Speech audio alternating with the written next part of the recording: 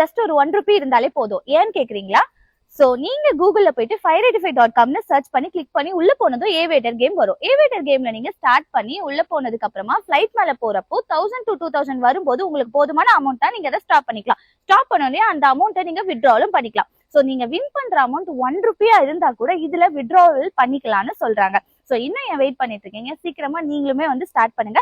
So எனக்கு வந்து ரொம்ப பிடிச்ச காட் வந்து முருகர். உங்களுக்கும் எந்த காட் பிடிக்கும்னு கமெண்ட்ல சொல்லிட்டு போங்க. தேங்க்யூ, பாய்.